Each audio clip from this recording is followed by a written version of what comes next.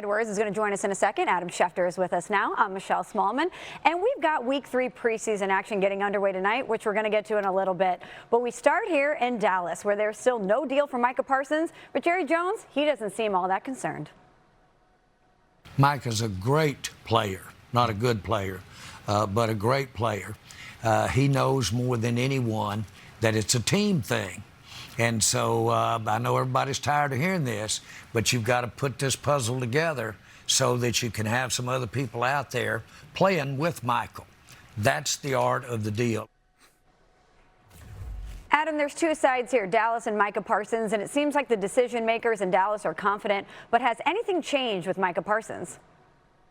Nothing has changed. And again, you can't work out a deal unless you're actually discussing a deal. And the Cowboys and Micah have not discussed a deal since late March, early April. We'll see if they can find a way to get together. And look, the start of the season always brings little last-minute events that you might not expect. And that, I think, is the one hat that the Cowboys can hang their hat on. Some reason for optimism that just like CeeDee Lamb came together late last year, just like Dak Prescott came together on the day the season opened last year, maybe there's a way the same can happen for Micah Parsons. But it certainly doesn't feel that way, and it feels a lot different than last year, and Micah feels different than CeeDee Lamb and Dak Prescott. But we'll see if anything happens. I heard Brian Schottenheimer say he believes that Micah will play. I think there are two factors to keep in mind. Number one, Micah Parsons still hasn't practiced this summer due to the tightness in his back. His back has to feel okay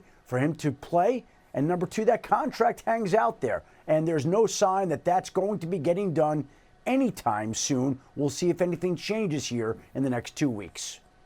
And Brooke, Adam's right. This one does feel a little different. What do you think about this situation now just 2 weeks out from the opener? Well, I think the time for the Cowboys to try to get what sounds like Jerry's asking Micah to take, hey, let's take one for the team. Let's do a team-friendly deal. Take a discount for us is what I'm hearing when he says that. The time for that was months ago when this negotiation started. Jerry has to know the longer this drags out, the more leverage Micah has, the more money he commands as this market continues to get reset and reset. When I look at this and I hear Adam say nothing has changed, the difference in Dak's deal getting done right before the season, CD's deal getting done right before the season, is that Jerry was comfortable paying those guys top dollar. It sounds like he is not comfortable or does not want to do that with Micah. So if he's not, then I don't know that the start of the season is going to change much. Well, Jerry was prepared to pay Micah top dollar, and he felt that there was a deal, an agreement in place. Now, Micah Parsons never saw that deal on paper, never signed anything, and the agent was not involved. And at the owners' meetings, we heard Jerry Jones refer to the fact that they didn't need to have the agent to get a deal done, only to see Micah Parsons tweet that anytime I'll be doing a deal, I will be including my agent in this particular contract. And again, Jerry says it's a puzzle. That puzzle has been put together for quite some time. And yes, putting together the puzzle today does impact the cap in 26 and 27 and 28 and beyond.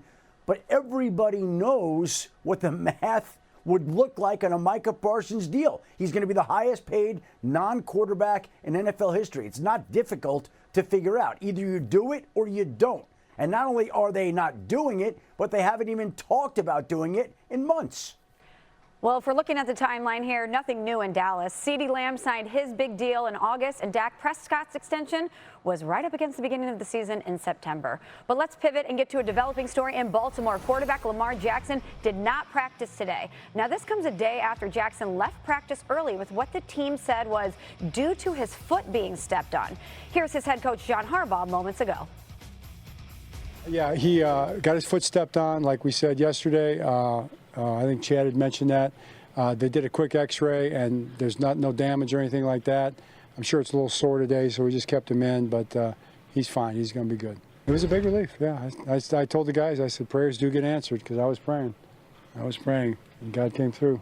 So, but he's good. Adam, what more can you share with us about Lamar Jackson's status?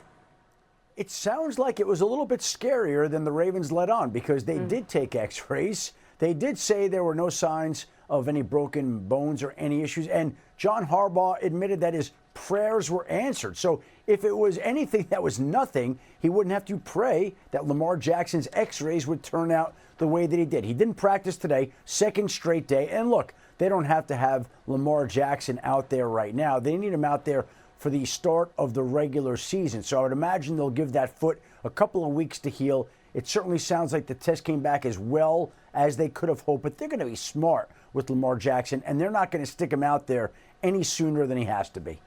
Adam, you're right. They do need him out there for the regular season. The Ravens are just 4-9 without Lamar Jackson since he became the starter in 2019. Let's stick with quarterbacks in the AFC North. The Browns named veteran Joe Flacco as their starter earlier this week over rookies Dillon Gabriel and Shedeur Sanders. Those two have both dealt with injuries in camp. And moments ago, head coach Kevin Stefanski gave us an update on their plan for the final preseason game on Saturday. Joe will start the game, Dillon will play second, Shedeur will play third. We want those guys to go out there and get us in the correct plays, run the offense, spread the ball around, all those things, but nothing out of the ordinary, nothing that we don't ask them to do out here on the practice field. Whenever it's time for me to get out there and play, I'm going to play. Whenever it's time for the lights to come on, I'm going to do my thing. I'm not concerned about when it is. I'm not concerned about, how many reps I'm getting at this point is what it is, because I know when the lights come on, when everything go on, when the pressure's on, you know who I am, and I'm always be that way. Let's welcome in Coach Herm Edwards. And Herm, what do you think about those comments from Shedeur Sanders? Well, that doesn't surprise me. I've known him since he was a little guy, since a little kid, right? I was coaching the Under Armour game, and Dion was one of the assistant coaches. So he has a lot of confidence, similar to what the confidence his father had. But I think he finds himself in a predicament right now that, look, I thought he played well in the preseason, but when I watched Gabriel play, oh boy, it was different. Dillon Gabriel was very good in the pocket. He ran the offense. I mean, he got the ball out of his hand. He was accurate, made some tough throws. This is why they drafted him. I can see why they drafted him. But I thought he really played well in the preseason game. First of all, I am just surprised to see a 40-year-old quarterback playing in the preseason. I didn't know that was allowed, because that's not what's happening for Pittsburgh later tonight. But I think that what Shedeur said there about when the pressure is on, that is when he comes on. Lucky for him, this is a lot of pressure. Yes, it is just a preseason game. No, he's not competing for the starting job, but there's still a competition going, and that's for that number 2 guy. Who's going to get the reps behind Joe Flacco in practice? That is so incredibly important. Who is going to be the guy that is just a play away? And I saw when I was in Pittsburgh a couple years ago and Mitch Trubisky started and Kenny Pickett was right there. Kenny didn't have any kind of chemistry with the first team offense because he hadn't been getting those reps. Now I think that it's a similar situation, that you want to make sure these guys are getting chemistry with everyone so that when they are thrown in, it's a more seamless transition. I like Shedeur. I think that he has a higher ceiling and Gabriel has a higher floor, but that's what the preseason's for. Let's figure it out. Well, this is all what this last preseason game is about, and to see if there's any way that it provides the Browns any insight into who's going to be the backup on opening day when the Cleveland Browns play the Cincinnati Bengals.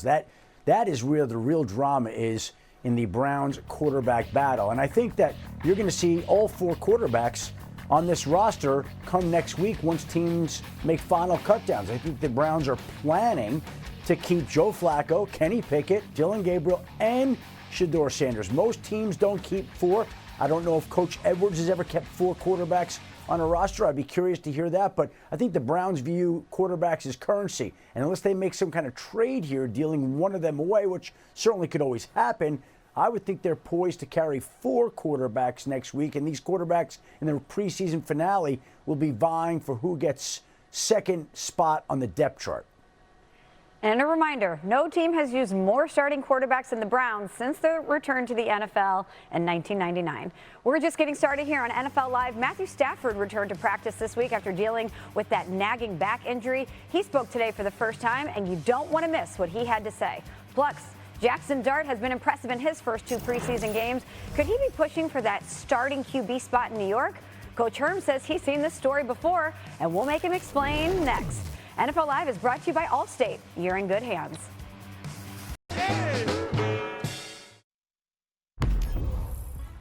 We're back here on NFL Live. Rams quarterback Matthew Stafford has been practicing this week for the first time in training camp. Stafford has been sidelined due to an aggravated disc in his back, and he just spoke to the media for the first time since returning to the field. As far as what I've done, everything under the sun, I feel like. Obviously, our guys here have a great program, doing everything we can to try and get to feeling as good as I can. Done that, and just really everything I could possibly do. Done a ton of research, just trying to help myself out. And good thing is I feel pretty good. Last couple days out there practicing, was able to do even a little bit more than I thought I was going to be able to do the first day, and then just been trying to stack days. Backs are sometimes, interesting things. It's not, cut and dry what's what and how you're going to feel. So I really appreciate, our team and our head coach and everybody taking a day-to-day approach with me, doing everything they can to try and help me out. And I have obviously a ton of, a huge feeling of responsibility to our team to do what's right by them, and I'm trying to do that as best I can day in and day out. Lindsay Theory has boots on the ground. She joins us now from Rams camp. And Lindsay, what did you see from Matthew Stafford today on the practice field? Michelle, Matthew Stafford participated in the full 1 hour and 15-minute practice. He and Sean McVay both appear to be in very good spirits, laughing, joking around during warmups. And as you would expect, Matthew Stafford very much led his quarterback group from drill to drill, jogging across the field. He went through individuals.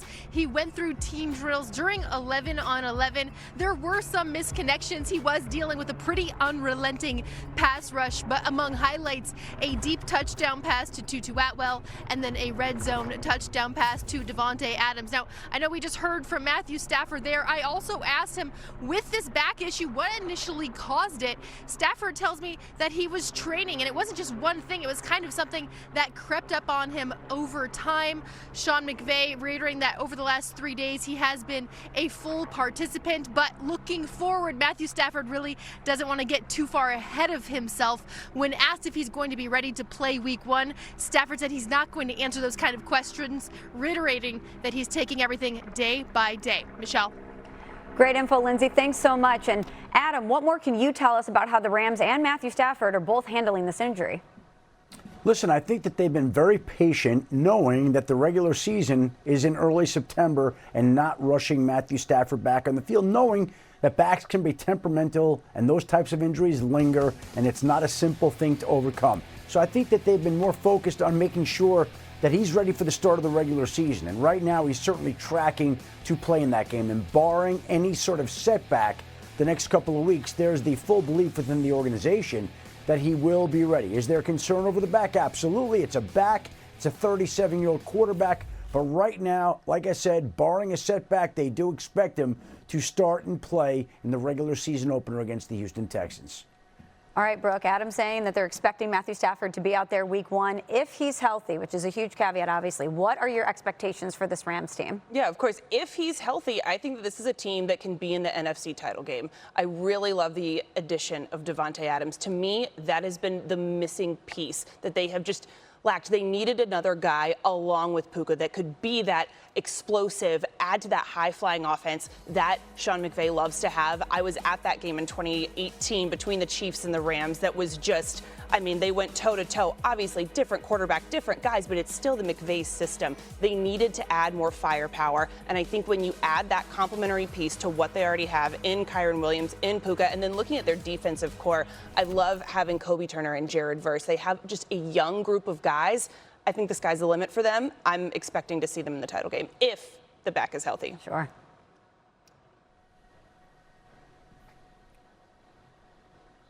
Yeah, there's a big if he can stay healthy, and hopefully he can.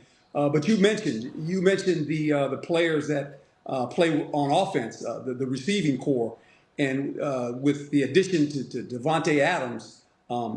I look for this team, if Matthew Stafford plays the whole season, if you look at his numbers last year, he only threw 20 touchdowns last year. I see him as a 30-plus touchdown guy with all these weapons he would have. And they would be probably the favorite to win this division. The 49ers have an easier schedule. I get all that. But the way this team could play with all this firepower on offense, defenses, when they play with a lead, especially the Rams, they can get after the quarterback. That would be a big problem in the NFC West.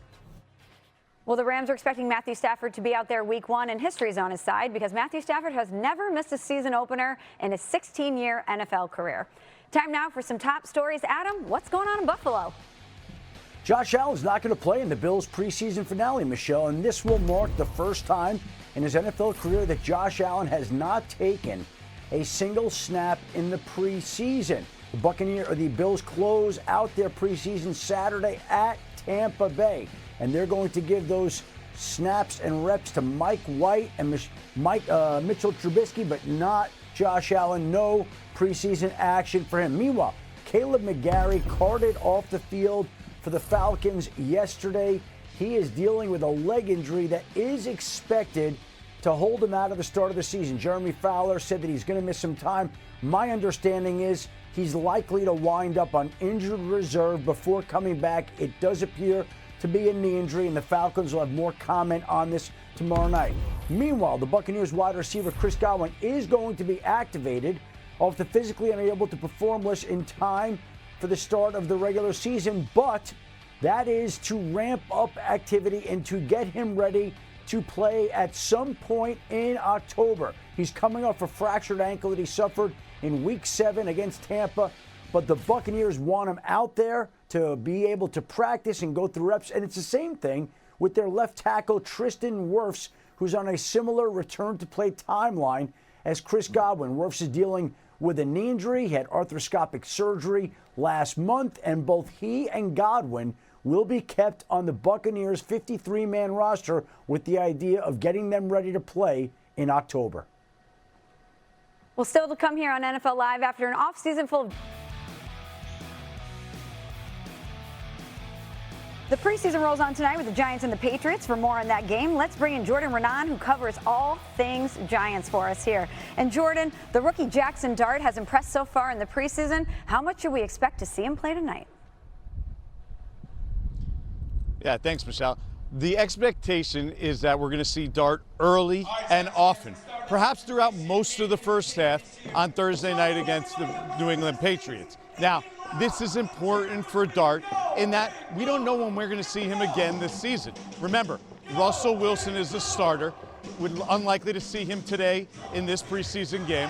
And that means that Dart could sit perhaps the whole season, perhaps a few games. It'll depend on how Wilson does this year.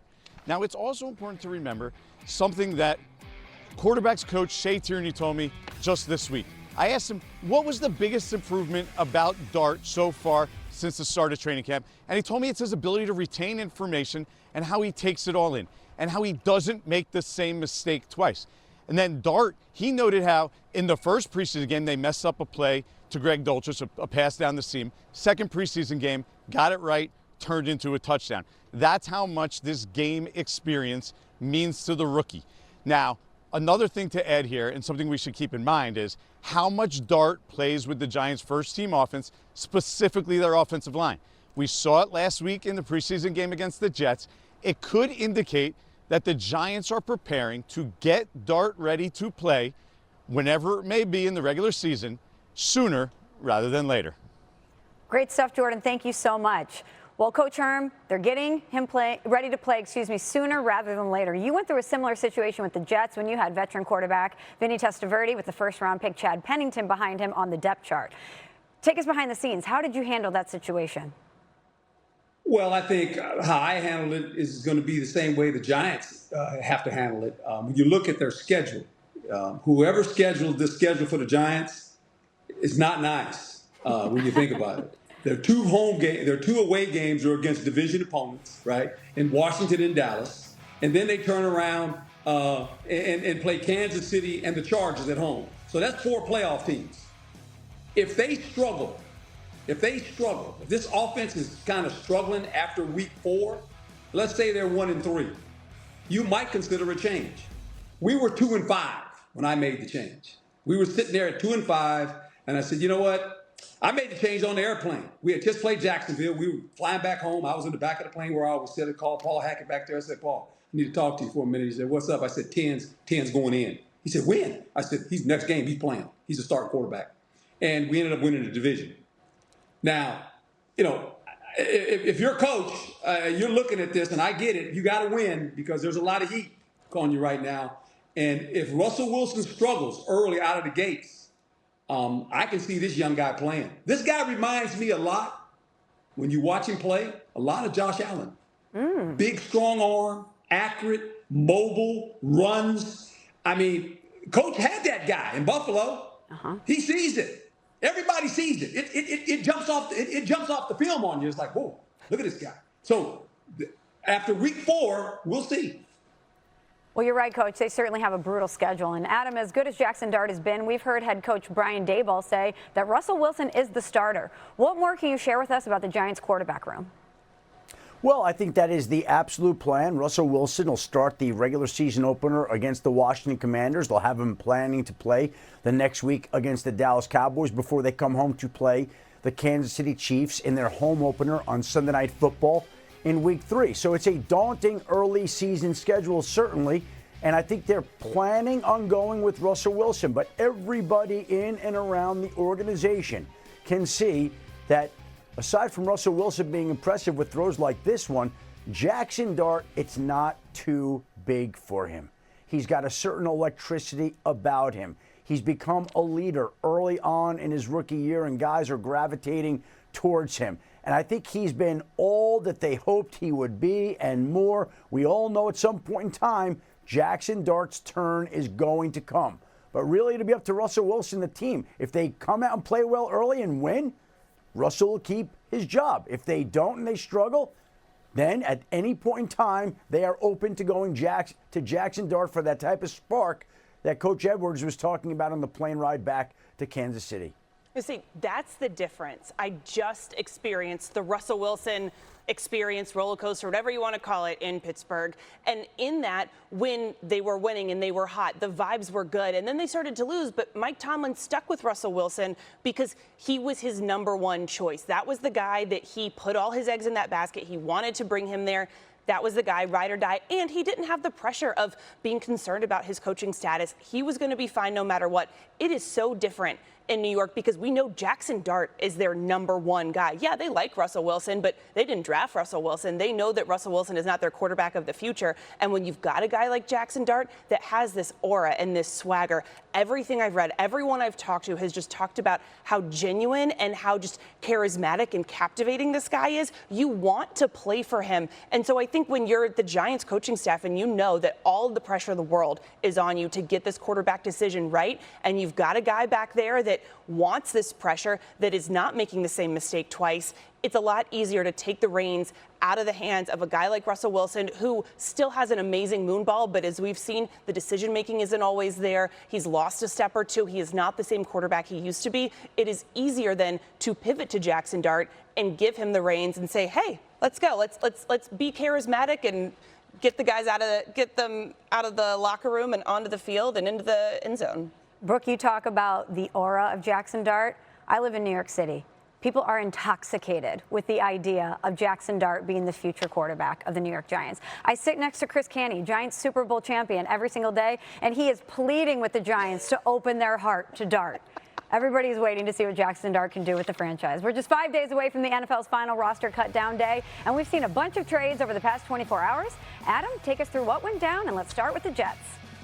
Well, Michelle, we always see a host of moves made as teams try to get down to 53 players, but we began to see trades yesterday, starting with the Jets officially acquiring 2 defensive tackles in trades, most notably Harrison Phillips from the Minnesota Vikings. These are 2 A-plus character defensive tackles who also can help out. They will be assets on the field and in the locker room. Meanwhile, the New Orleans Saints gave up 2 draft picks to the Denver Broncos for Devon Vele, a wide receiver. Denver has a surplus of receivers. The Saints wanted more help at the position, and the Saints were willing to trade a 4th-round pick in 26 and a 7th in 27 for a player that at times has reminded Sean Payton of Marcus Colston, who starred in New Orleans, and a team that has been decimated at the wide receiver position is the San Francisco 49ers. And that's why, in the end, they were willing to make a deal with the Kansas City Chiefs in a late-round draft pick flop,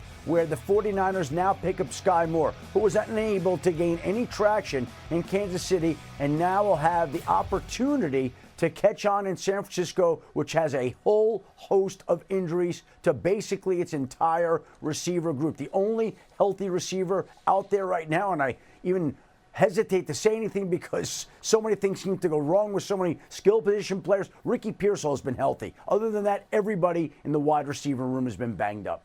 Yeah, Adam, let's drill down on that and reiterate it. The 49ers do have their hands full with their wide receivers. 6 of their top 8 receivers are either hurt or suspended, as you mentioned. The only returner who's not, Ricky Pearsall, hence why they traded for Sky Moore. This also comes just months after trading All-Pro Deebo Samuel to the Commanders. And Coach Herm, coming off the year that San Francisco had, going 6-11, coupled with those injuries, do you believe they're still Super Bowl contenders in the NFC, or has that window closed? I don't think the window's closed. I think what's closed right now for them is their ability to put a healthy wide receiver core out there. You're talking about Ricky Pearsall. Pearsall played for me as well as Brandon Ayuk, and visited with John about 2 weeks ago. That's their concern. Can these get these receivers healthy? Because the schedule will allow them to win games when you look at their schedule. The schedule makers were nice to the 49ers when you look at the schedule. And so if they can just find a way to get these receivers healthy and get them back, this offense will be very, very potent. And defensively, with Salah back, I mean, they're going to play outstanding defense. So they'll be in the hunt. They should challenge the Rams.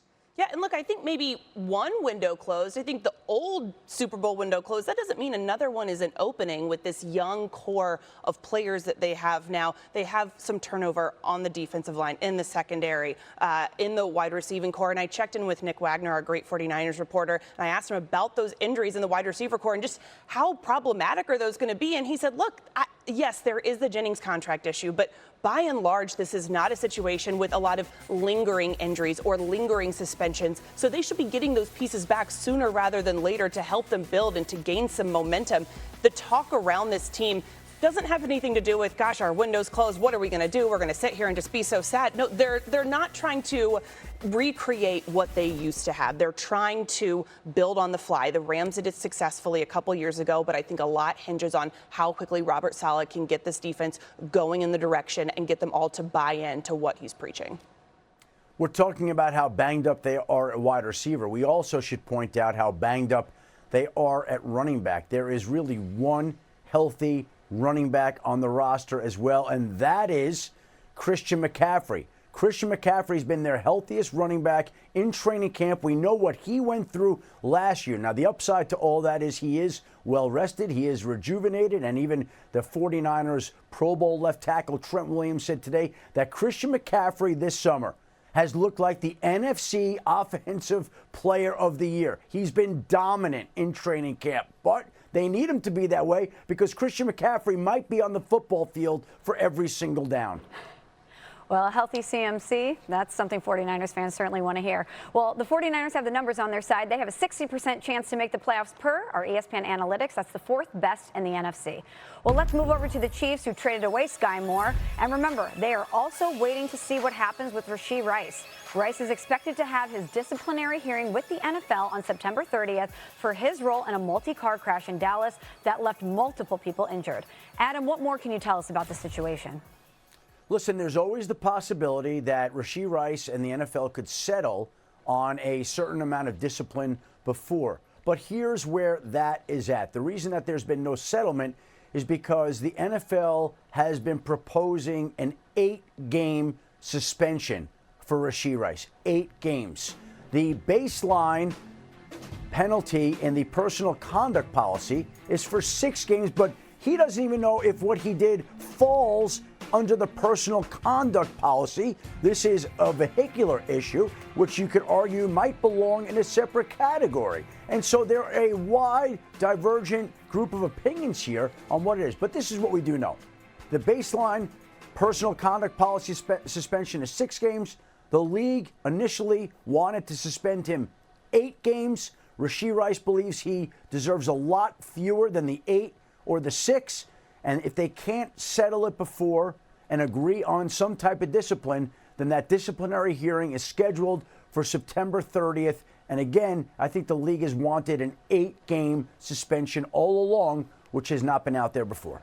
That decision will certainly be consequential, Adam. Well, speaking of the Chiefs, all six episodes of The Kingdom are available now, streaming on ESPN Plus and Disney Plus. The Kingdom takes an unprecedented look at the Kansas City Chiefs' legacy over 60 years of highs and lows, focusing on their incredible 2020